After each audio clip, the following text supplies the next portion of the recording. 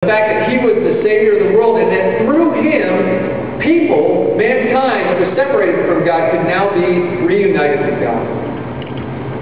And Christ gives the disciples this vision. Go and take this message to everybody.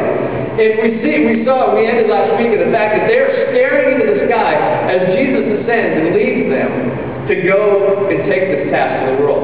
We're trying to figure out exactly how they were feeling, but they weren't left. He didn't leave them without hope, because the angels come and they say, just as he left, he will return for you. We know that Christ is coming back to us, that he is eventually going to make all the wrong in this world right.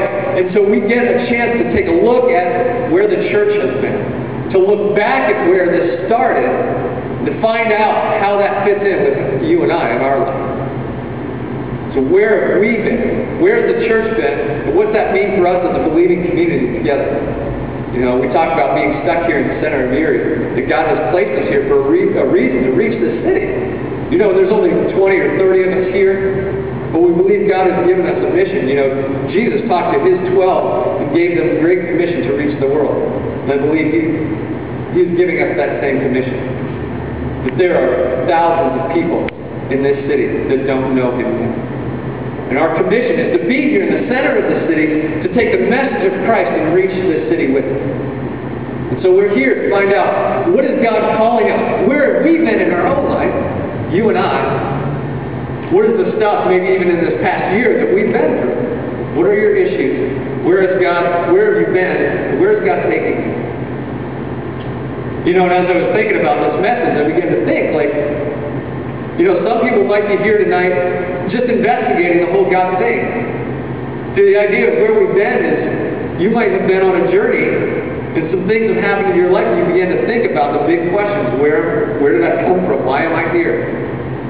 And does God really exist? You may be wrestling with some of those issues. And the question about where are you going is, when that question gets answered, what is the answer? What is the truth about life and who I am and why I'm here? And I thought for a lot of us, you know, as Christians, as believers, we come to this place and we ask ourselves those two questions because maybe we're on a journey and we don't know what's next. We're not sure what it is that God's calling us to. We're trying to figure out what that next step is. So as we look at this first century church and what God has done with these people, what does that mean for us? How can we take what this says about our life and apply it to where we're going? So I just want to read, if you would read with me,